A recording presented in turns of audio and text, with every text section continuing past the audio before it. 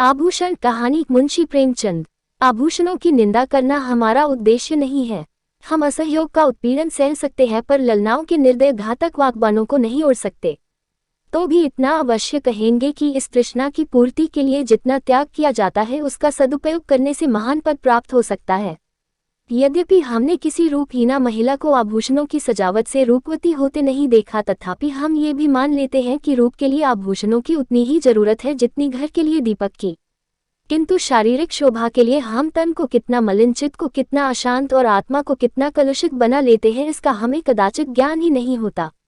इस दीपक की ज्योति में आंखें धुंधली हो जाती हैं। ये चमक दमक कितनी ईर्ष्या, कितने द्वेष, कितनी प्रतिस्पर्धा, कितनी दुश्चिंता और कितनी दुराशा का कारण है, इसकी केवल कल्पना से ही रोंगटे खड़े हो जाते हैं। इन्हें भूषण नहीं दूषण कहना अधिक उपयुक्त है। नहीं तो ये कब हो सकता था कि कोई नववधू पति के घर आने के तीसरे दिन अपने पति से कहती कि मेरे पिता ने तुम्हारे पल्ले बांधकर मुझे तो कुएं में धकेल दिया। शीतला आज अपने गांव के तालुकेदार कुंवर सुरेश सिंह की नवविवाहिता वधू को देखने गई थी। उसके सामने ही वह मंत्रमुग्ध सी हो गई। बहू के रूप लावण्य पर नहीं, उसके आभूषणों की जगमगाहट पर उसकी टकटकी लगी रही। और वह जब से लौटकर घर आई उसकी छाती पर सांप लौटता रहा। अंत को ज्यों ही उसका पति आया वह उस पर बरस पड़ी और दिल में भरा हुआ गुबार पूर्वोक्त शब्दों में निकल पड़ा। शीतला के पति का नाम विमल सिंह था। उनके पुरखे किसी जमाने में इलाकेदार थे। इस गांव पर भी उन्हीं का 16 आने अधिकार था। लेकिन अब इस घर की दशा हीन हो गई है। सुरेश सिंह के पिता जमींदारी के काम में दक्ष थे। विमल सिंह का सब इलाका किसी न किसी प्रकार से उनके हाथ आ गया। विमल के पास सवारी का टट्टू भी न था, उसे दिन में 2 बार भोजन भी मुश्किल से मिलता था। उधर सुरेश के पास हाथी, मोटर और कई घोड़े थे। 10-5 बाहर के आदमी नित्य द्वार पर पड़े रहते थे। पर इतनी विषमता होने पर भी दोनों में भाईचारा निभाया जाता था। शादी ब्याह में, मुंडन छेदन में परस्पर आना जाना होता रहता था। सुरेश विद्या प्रेमी थे। हिंदुस्तान में ऊंची शिक्षा समाप्त करके वह यूरोप चले गए और सब लोगों की शंकाओं के विपरीत वहां से आर्य सभ्यता के परम भक्त बनकर लौटे। वहां के जड़वाद, कृत्रिम भोगलिप्सा और अमानुषिक मदान्धता ने उनकी आंखें खोल दी थीं। पहले वह घरवालों के बहुत जोर देने पर भी विवाह करने को राजी नहीं हुए थे। लड़की से पूर्व परिचय हुए बिना प्रणय नहीं कर सकते थे। पर यूरोप से लौटने पर उनके वैवाहिक विचारों में बहुत बड़ा परिवर्तन हो गया। उन्होंने उसी पहले की कन्या से बिना उसके आचार विचार जाने हुए विवाह कर लिया। अब वह विवाह को प्रेम का बंधन नहीं, धर्म का बंधन समझते थे। उसी सौभाग्यवती वधू को देखने के लिए आज शीतला अपनी सास के साथ सुरेश के घर गई थी। उसी के आभूषणों की छटा देखकर वह मर्माहत सी हो गई है। विमल ने व्यथित होकर कहा, तो माता पिता से कहा होता सुरेश से ब्याह कर देते, वो तुम्हें गहनों से लाद सकते थे। शीतला, तो गाली क्यों देते हो? विमल, गाली नहीं देता, बात कहता हूँ। तुम जैसी सुंदरी को उन्होंने नाहक मेरे साथ ब्याहा। शीतला, लजाते तो हो नहीं, उल्टे और ताने देते हो। विमल, भाग्य मेरे वश में नहीं है। इतना पढ़ा भी नहीं हूँ कि कोई बड़ी नौकरी करके रुपये कमाऊं। शीतला, ये क्यों नहीं कहते कि प्रेम ही नहीं है? प्रेम हो तो कंचन बरसने लगे। विमल, तुम्हें गहनों से बहुत प्रेम है। शीतला, सभी को होता है, मुझे भी है। विमल, अपने को अभागिनी समझती हो? शीतला, हूँ ही समझना, कैसा नहीं तो क्या दूसरे को देखकर तरसना पड़ता। विमल, गहने बनवा दूं तो अपने को भाग्यवती समझने लगोगी। शीतला, चिढ़कर, तुम तो इस तरह पूछ रहे हो जैसे सुनार दरवाजे पर बैठा है। विमल, नहीं, सच कहता हूँ, बनवा दूंगा। हाँ, कुछ दिन सब्र करना पड़ेगा। समर्थ पुरुषों को बात लग जाती है तो प्राण ले लेते हैं। सामर्थ्यहीन पुरुष अपनी ही जान पर खेल जाता है। विमल सिंह ने घर से निकल जाने की ठानी। निश्चय किया, या तो इसे गहनों से ही लाद दूंगा या वैधव्य शोक से, या तो आभूषण ही पहनेगी या सेंदूर को भी तरसेगी। दिन भर वह चिंता में डूबा पड़ा रहा। शीतला को उसने प्रेम से संतुष्ट करना चाहा था।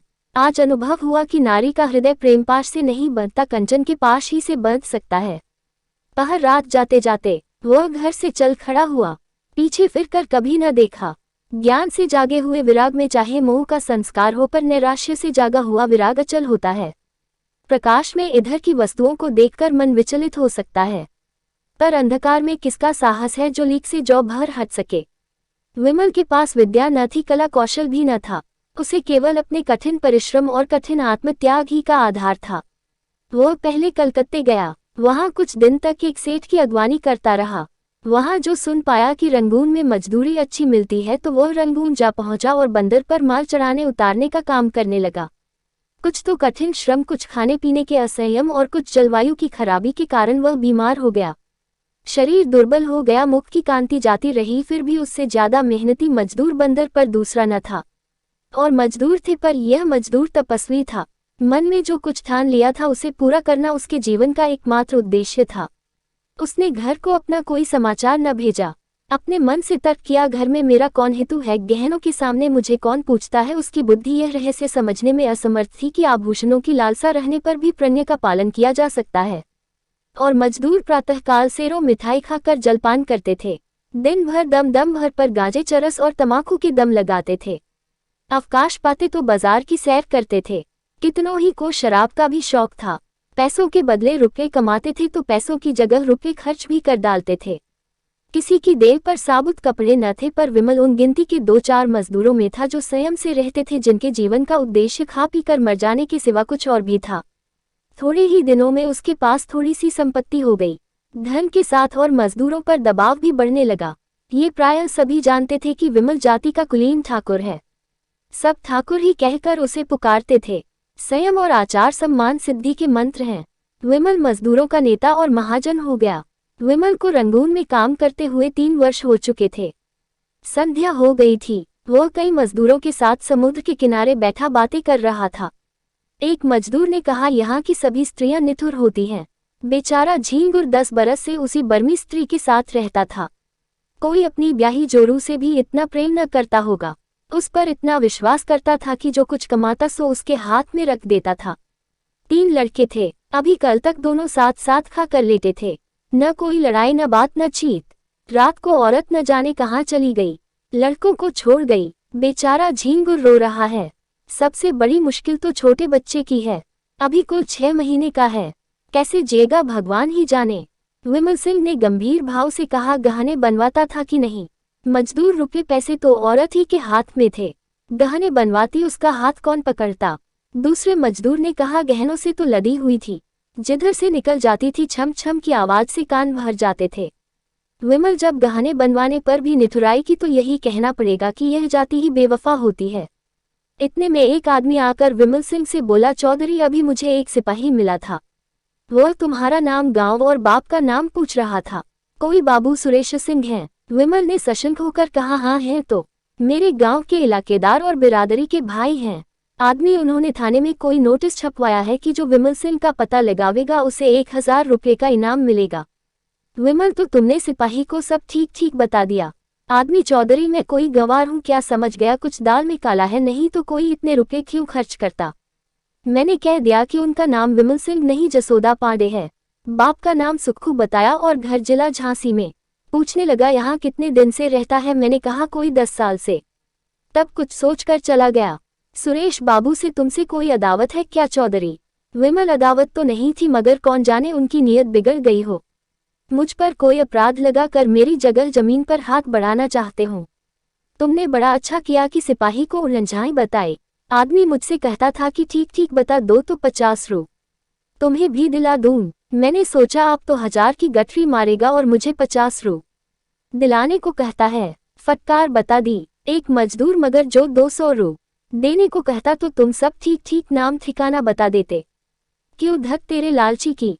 आदमी लज्जित होकर, 200 रू नहीं 2000 रू भी देता तो न बताता। मुझे ऐसा विश्वासघात करने वाला मत समझो।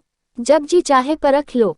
मजदूरों में यूं वाद विवाद होता ही रहा। विमल आकर अपनी कोठरी में लेट गया। वह सोचने लगा, अब क्या करूं? जब सुरेश जैसे सज्जन की नीयत बदल गई तो अब किसका भरोसा करूं? नहीं, अब बिना घर गए काम नहीं चलेगा। कुछ दिन और न गया तो फिर कहीं का न होऊंगा।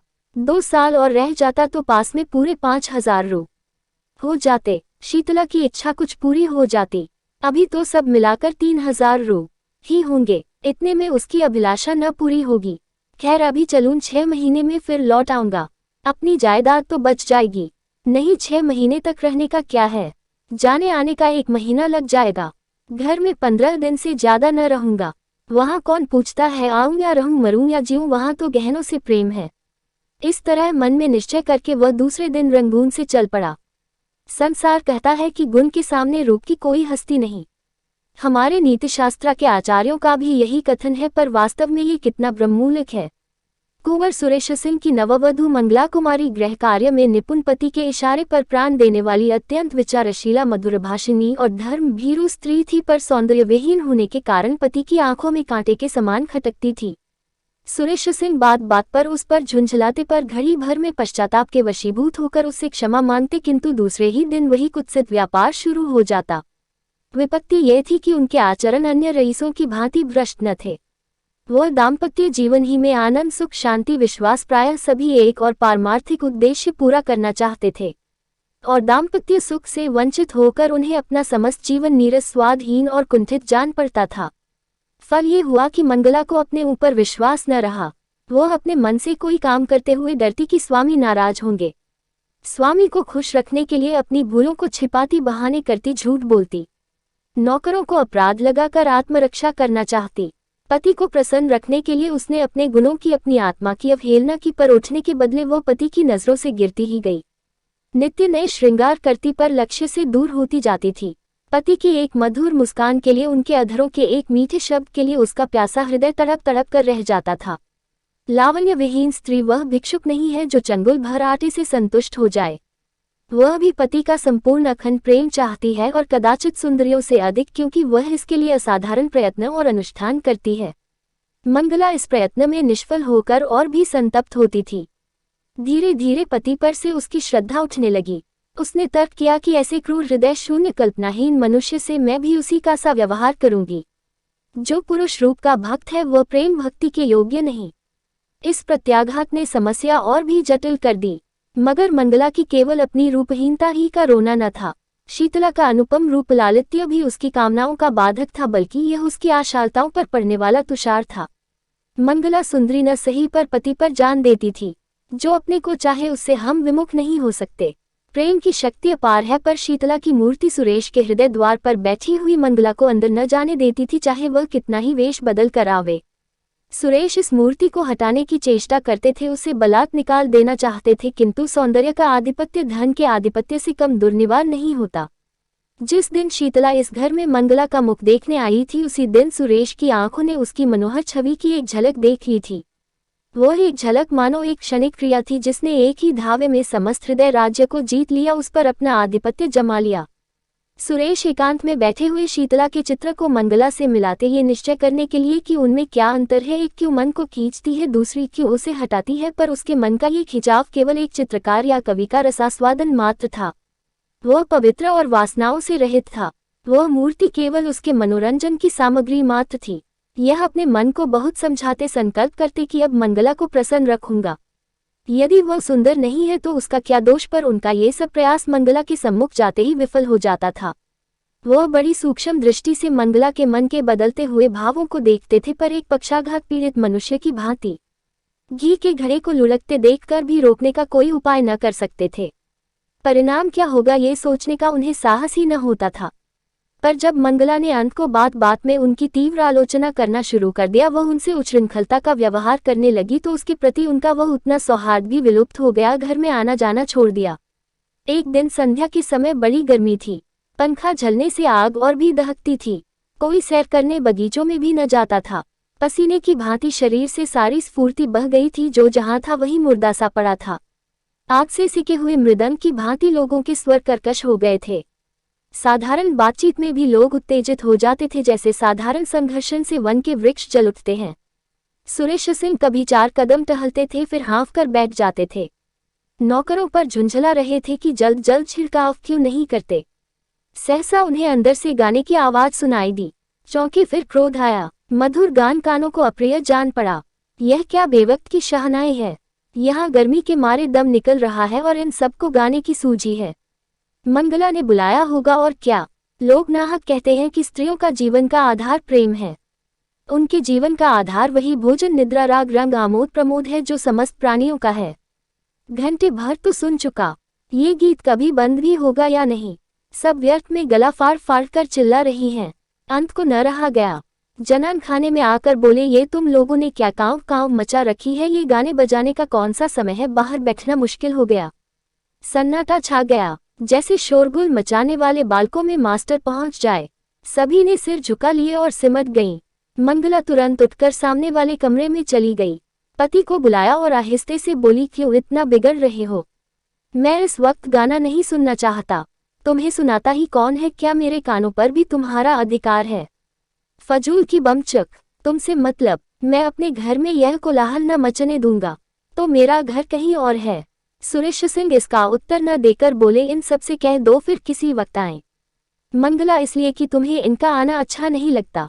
हाँ इसीलिए। तुम क्या सदा वही करते हो जो मुझे अच्छा लगे? तुम्हारे यहाँ मित्र आते हैं, हंसी ठट्ठे की आवाज अंदर सुनाई देती है।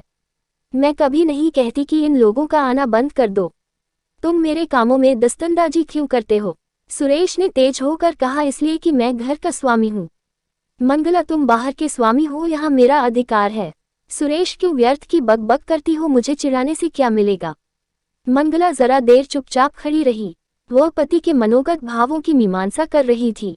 फिर बोली, अच्छी बात है। जब इस घर में मेरा कोई अधिकार नहीं तो न रहूंगी। अब तक भ्रम में थी, आज तुमने वह भ्रम मिटा दिया। मेरा इस घर पर अधिकार कभी नहीं था। जिस स्त्री का पति के हृदय पर अधिकार नहीं, उसका उसकी संपत्ति पर भी कोई अधिकार नहीं हो सकता। सुरेश ने लज्जित होकर कहा, बात का बतंगड़ क्यों बनाती हो? मेरा यह मतलब न था।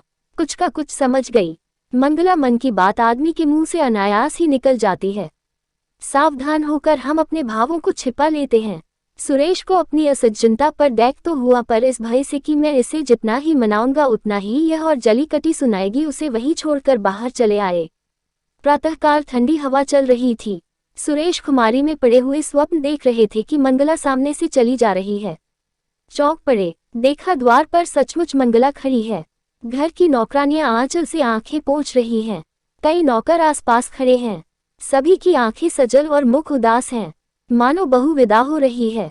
सुरेश समझ गए कि मंगला को कल की बात लग गई, पर उन्होंने उठकर कुछ पूछने की, मनाने की या समझाने की चेष्टा नहीं की। यह मेरा अपमान कर रही है, मेरा सिर नीचा कर रही है। जहां चाहे जाए, मुझसे कोई मतलब नहीं। यो बिना कुछ पूछे गाछे चले जाने का अर्थ यह है कि मैं इसका कोई नहीं। फिर मैं इसे रोकने वाला कौन? वह यूं ही जड़वत पड़े रहे और मंगला चली गई। उनकी तरफ मुंह उठाकर भी न ताका। मंगला पांव पैदल चली जा रही थी। एक बड़े ताल्लुकेदार की औरत के लिए यह मामूली बात न थी। हर किसी को हिम्मत न पड़ती थी कि उससे कुछ कहे। पुरुष उसकी राह छोड़कर किनारे खड़े हो जाते थे। नारियां द्वार पर खड़ी कर उन कौतूहल से देखती थी और आंखों से कहती थी, हाँ निर्दयी पुरुष। इतना भी न हो सका कि एक डोला पर तो बैठा देता। इस गांव से निकलकर उस गांव में पहुंची जहां शीतला रहती थी। शीतला सुनते ही द्वार पर आकर खड़ी हो गई और मंगला से बोली, बहन जरा आकर दम ले लो। मंगला ने अंदर जाकर देखा तो मकान जगह जगह से गिरा हुआ था। दालान में एक वृद्धा खाट पर पड़ी थी। चारों ओर दरिद्रता के चिन्ह दिखाई देते थे। शीतला ने पूछा, ये क्या हुआ? मंगला, जो भाग्य में लिखा था। शीतला, कुंवर जी ने कुछ कहा सुना था। मंगला, मुंह से कुछ न कहने पर भी तो मन की बात छिपी नहीं रहती। शीतला, अरे तो क्या अब यहाँ तक नौबत आ गई? दैख की अंतिम दशा संकोचहीन होती है। मंगला ने कहा, चाहती तो अब भी पड़ी रहती, उसी घर में जीवन कट जाता, पर जहाँ प्रेम नहीं, पूछ नहीं, मान नहीं, वहाँ अब नहीं रह सकती। शीतला, तुम्हारा मैका कहाँ है? मंगला, मैके कौन मुंह लेकर जाऊंगी। शीतला, तब कहाँ जाओगी? मंगला, ईश्वर के दरबार में। पूछूंगी कि तुमने मुझे सुंदरता क्यों नहीं दी, बदसूरत क्यों बनाया। बहन, स्त्री के लिए इससे अधिक दुर्भाग्य की बात नहीं कि वह रूपहीन हो। शायद पहले जन्म की पिशाचनियां ही बदसूरत औरतें होती हैं। रूप से प्रेम मिलता है और प्रेम से दुर्लभ कोई वस्तु नहीं है। ये कहकर मंगला उठ खड़ी हुई। शीतला ने उसे रोका नहीं। सोचा, इसे क्या खिलाऊंगी? आज तो चूल्हा जलने की भी कोई आशा नहीं। उसके जाने के बाद वह देर तक बैठी सोचती रही, मैं कैसी अभागिन हूँ। जिस प्रेम को न पाकर यह बेचारी जीवन को त्याग रही है, उसी प्रेम को मैंने पांव से ठुकरा दिया। इसे जेवर की क्या कमी थी? क्या ये सारे जड़ाव जेवर इसे सुखी रख सके? इसने उन्हें पांव से ठुकरा दिया। उन्हीं आभूषणों के लिए मैंने अपना सर्वस्व खो दिया। हाँ, न जाने वह विमल सिंह कहाँ है, किस दशा में है। अपनी लालसा को, तृष्णा को वह कितनी ही बार धिक्कार चुकी थी। मंगला की दशा देखकर आज उसे आभूषणों से घृणा हो गई। विमल को घर छोड़े 2 साल हो गए थे।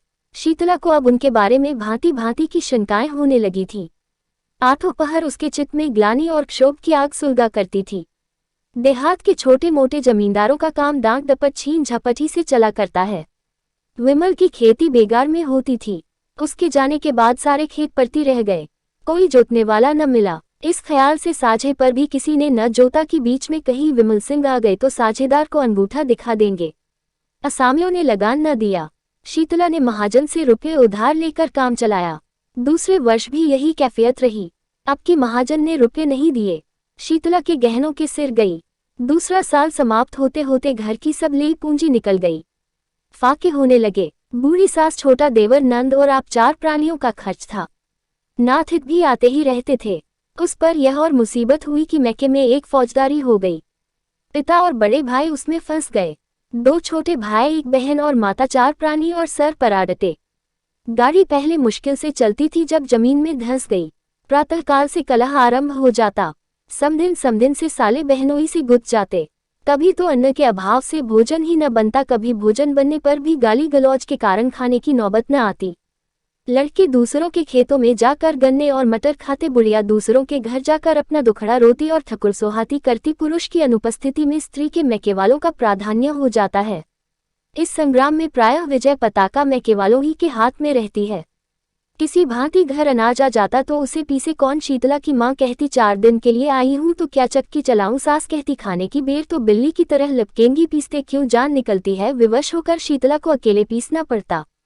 भोजन के समय वह महाभारत मचता कि पड़ोस वाले तंग आ जाते। शीतला कभी माँ के पैरों पड़ती, कभी सास के चरण पकड़ती, लेकिन दोनों ही उससे झिड़क देती। माँ कहती, तूने यहाँ बुलाकर हमारा पानी उतार लिया। सास कहती, मेरी छाती पर सौत ला कर बैठा दिए बातें बनाती है। इस घोर विवाद में शीतला अपना विरह शोक भूल गई। सारी अमंगल शंकाएं इस विरोधाग्नि में शांत हो गईं। बस अब यही चिंता थी कि इस दशा से छुटकारा कैसे हो। माँ और सास दोनों ही का यमराज के सिवा और कोई ठिकाना न था, पर यमराज उनका स्वागत करने के लिए बहुत उत्सुक नहीं जान पड़ते थे। सैकड़ों उपाय सोचती, पर उस पथिक की भांति जो दिन भर चलकर भी अपने द्वार ही पर खड़ा हो, उसकी सोचने की शक्ति निश्चल हो गई थी। चारों तरफ निगाहें दौड़ाती कि कहीं कोई शरण का स्थान है, पर कहीं निगाह न जमती। एक दिन वह इसी नैराश्य की अवस्था में द्वार पर खड़ी थी। मुसीबत में, चित्त की उद्विग्नता में, इंतजार में द्वार से हमें प्रेम हो जाता है। सहसा उसने बाबू सुरेश सिंह को सामने से घोड़े पर जाते देखा। उनकी आंखें उसकी ओर फिरी। आंखें मिल गईं। वह झिझक कर पीछे हट गई। किवाड़े बंद कर लिए। कुंवर साहब आगे बढ़ गए। शीतला को खेद हुआ कि उन्होंने मुझे देख लिया। मेरे सिर पर साड़ी फटी हुई थी, चारों तरफ उसमें पैब लगे हुए थे।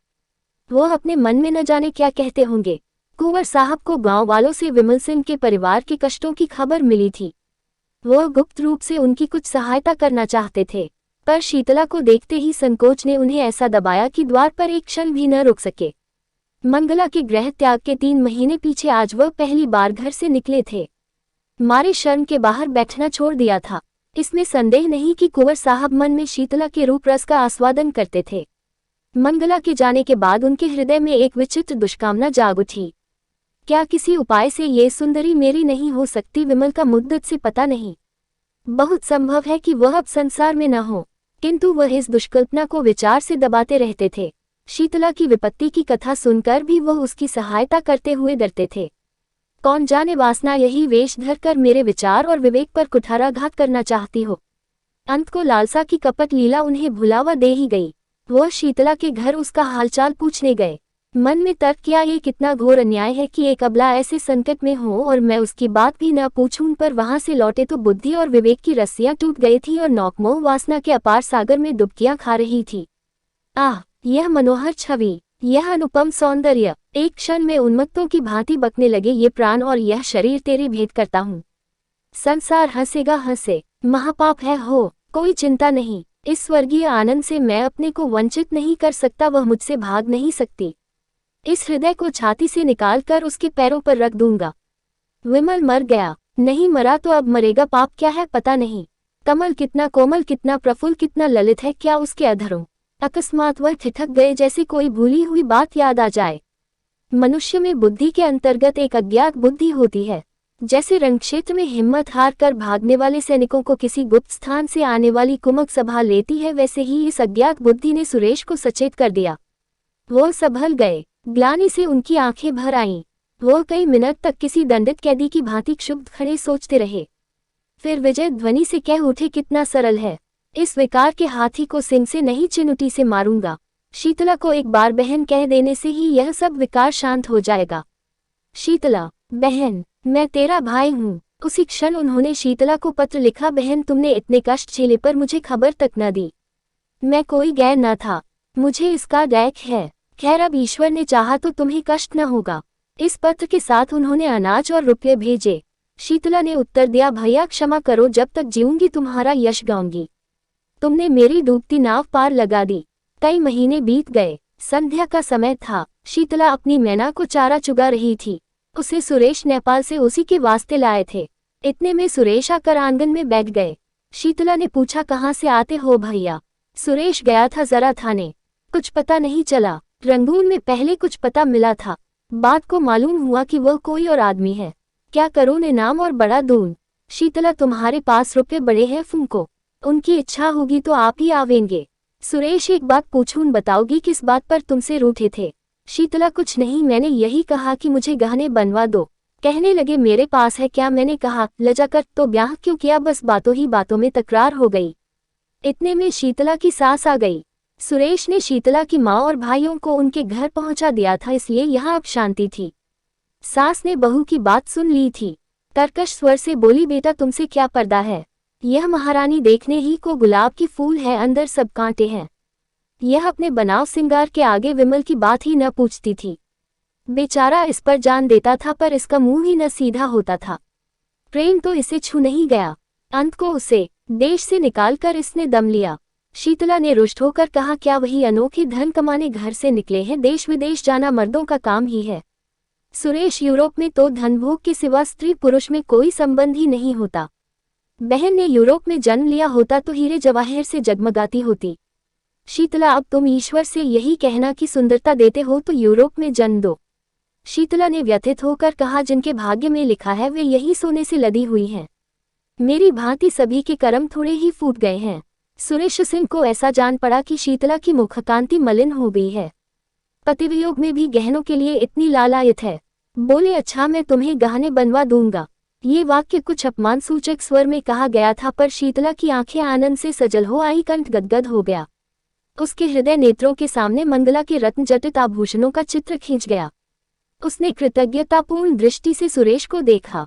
मुंह से कुछ न बोली, पर उसका प्रत्येक अंग कह रहा था, मैं तुम्हारी हूँ। कोयल आम की डालियों पर बैठकर, मछली शीतल निर्मल जल में क्रीड़ा करके और मृग शावक विस्तृत हरियालियों में छलांगे भरकर इतने प्रसन्न नहीं होते जितना मंगला के आभूषणों को पहनकर शीतला प्रसन्न हो रही है। उसके पैर जमीन पर नहीं पड़ते। वह दिन भर आईने के सामने खड़ी रहती है, कभी केशों को संवारती है, कभी सुरमा लगाती है। कोहरा फट गया है और निर्मल स्वच्छ चांदनी निकल आई है। वह घर का एक तिनका भी नहीं उठाती। उसके स्वभाव में एक विचित्र गर्व का संचार हो गया है। लेकिन श्रृंगार क्या है? सोई हुई काम वासना को जगाने का घोर नाद, उद्दीपन का मंत्र। शीतला जब नक्शिक से सज कर बैठती है तो उसे प्रबल इच्छा होती है कि मुझे कोई देखे। वह द्वार पर आकर खड़ी हो जाती है। गांव की स्त्रियों की प्रशंसा से उसे संतोष नहीं होता। गांव के पुरुषों को वह श्रृंगारस विहीन समझती है, इसलिए सुरेश सिंह को बुलाती है। पहले वह दिन में एक बार आ जाते थे, अब शीतला के बहुत अनुनय विनय करने पर भी नहीं आते। पहर रात गई थी, घरों के दीपक बुझ चुके थे। शीतला के घर में दीपक जल रहा था। उसने कुंवर साहब के बगीचे से बेले के फूल मंगवाए थे और बैठी हार गूंथ रही थी, अपने लिए नहीं सुरेश के लिए। प्रेम के सिवा एहसान का बदला देने के लिए उसके पास और था ही क्या। एकाएक कुत्तों के भूंकने की आवाज सुनाई दी और दम भर में विमल सिंह ने मकान के अंदर कदम रखा। उनके एक हाथ में संदूक था, दूसरे हाथ में एक गठरी। शरीर दुर्बल, कपड़े मैले, दाढ़ी के बाल बड़े हुए, मुख पीला जैसे कोई कैदी जेल से निकल कर आया हो। दीपक का प्रकाश देखकर वह शीतला के कमरे की तरफ चले। मैना पिंजरे में तड़फड़ाने लगी। शीतला ने चौंक कर सिर उठाया, घबरा कर बोली, कौन? फिर पहचान गई। तुरंत फूलों को एक कपड़े से छिपा दिया। उठ खड़ी हुई और सिर झुकाकर पूछा, इतनी जल्दी सुधली? विमल ने कुछ जवाब न दिया। विस्मित होकर कभी शीतला को देखता और कभी घर को, मानो किसी नए संसार में पहुंच गया है। ये वह अधखिला फूल न था जिसकी पंखुड़ियां अनुकूल जलवायु न पाकर सिमट गई थी। ये पूर्ण विकसित कुसुम था, उसके जलकणों से जगमगाता और वायु के झोंकों से लहराता हुआ। विमल उसकी सुंदरता पर पहले भी मुग्ध था, पर यह ज्योति वह अग्निज्वाला थी जिससे हृदय में ताप और आंखों में जलन होती थी। ये आभूषण, ये वस्त्र, ये सजावट। उसके सिर में एक चक्कर सा आ गया। जमीन पर बैठ गया। इस सूर्यमुखी के सामने बैठते हुए उसे लज्जा आती थी। शीतला अभी तक स्तंभित खड़ी थी। वो पानी लाने नहीं दौड़ी, उसने पति के चरण नहीं धोए, उसको पंखा तक नहीं झला। हतबुद्धि सी हो गई थी। उसने कल्पनाओं की कैसी सुरम्य वाटिका लगाई थी, उस पर तुषार पड़ गया।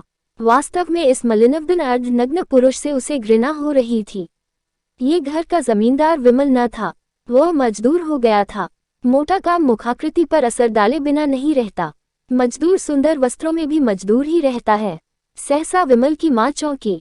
शीतला के कमरे में आई तो विमल को देखते ही मात्र स्नेह से विह्वल होकर उसे छाती से लगा लिया।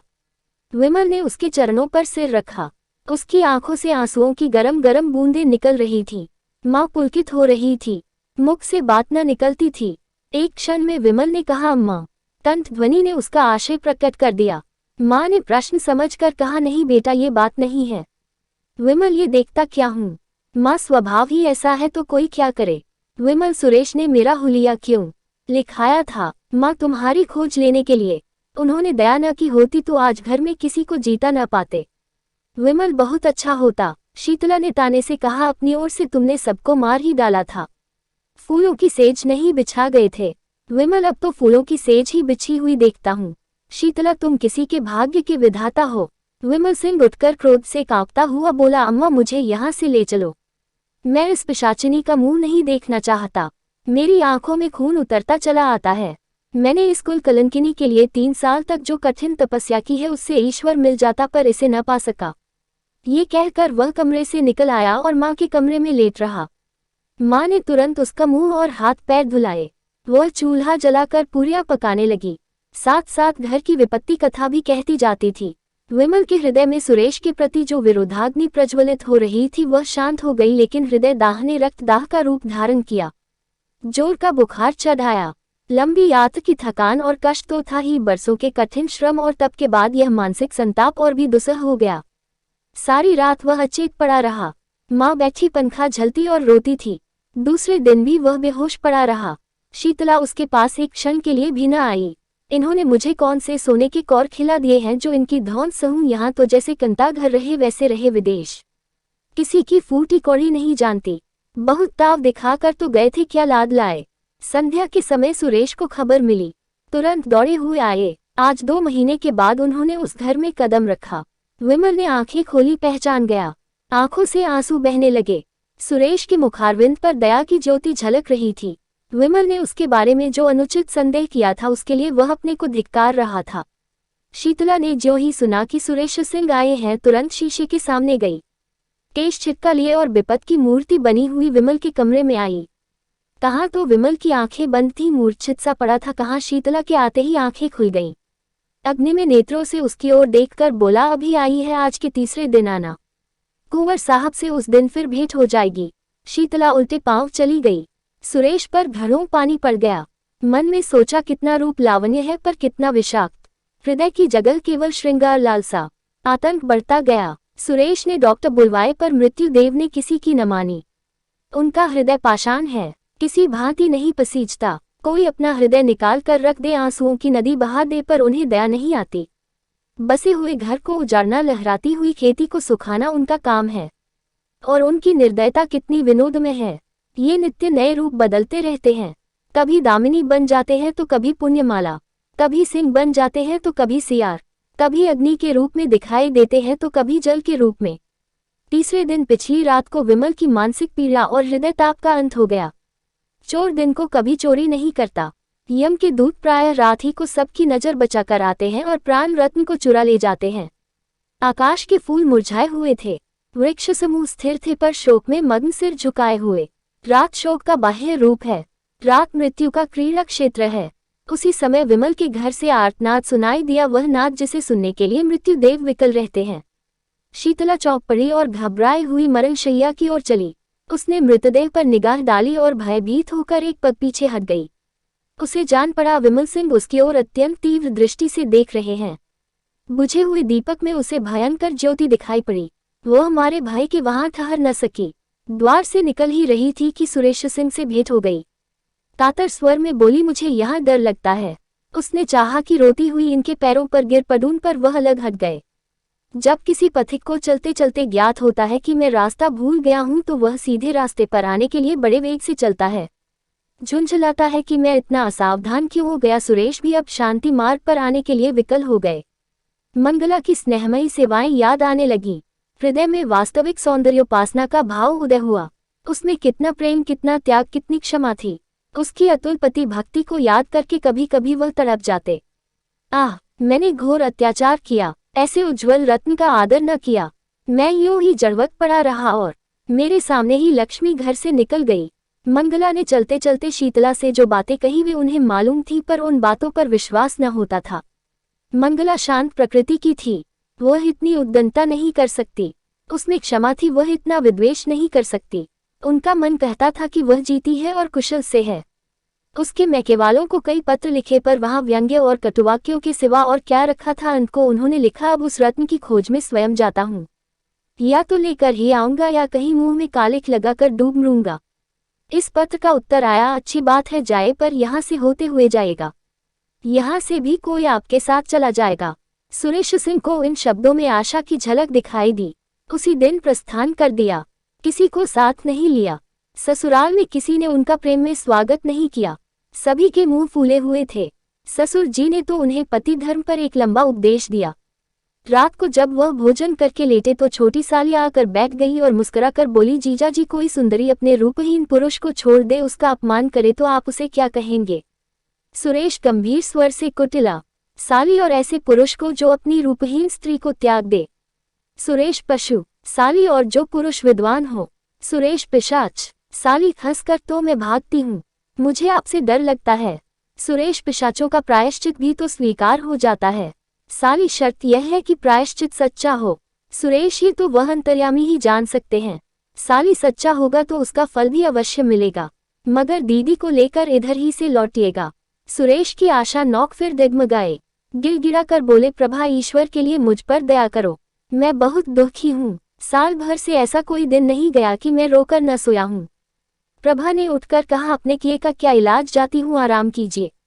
एक क्षण में मंगला की माता आकर बैठ गई और बोली, बेटा, तुमने तो बहुत पढ़ा लिखा है, देश विदेश घूम आए हो, सुंदर बनने की कोई दवा कहीं नहीं देखी। सुरेश ने विनयपूर्वक कहा, माता जी, अब ईश्वर के लिए और लज्जित न कीजिए। माता, तुमने तो मेरी प्यारी बेटी के प्राण ले लिए। मैं क्या तुम्हें लज्जित करने से भी गई? जी में तो था कि ऐसी ऐसी सुनाऊंगी कि तुम भी याद करोगे, पर मेहमान हो, क्या जलाऊं, आराम करो। सुरेश आशा और भय की दशा में पड़े करवटें बदल रहे थे कि एकाएक द्वार पर किसी ने धीरे से कहा, जाती क्यों नहीं, जागते तो हैं? किसी ने जवाब दिया, ला जाती है। सुरेश ने आवाज पहचानी, प्यासे को पानी मिल गया। एक क्षण में मंगला उनके सम्मुख आई और सिर झुकाकर खड़ी हो गई। सुरेश को उसके मुख पर एक अनूठी छवि दिखाई दी, जैसे कोई रोगी स्वास्थ्य लाभ कर चुका हो। रूप वही था, पर आंखें और थीं।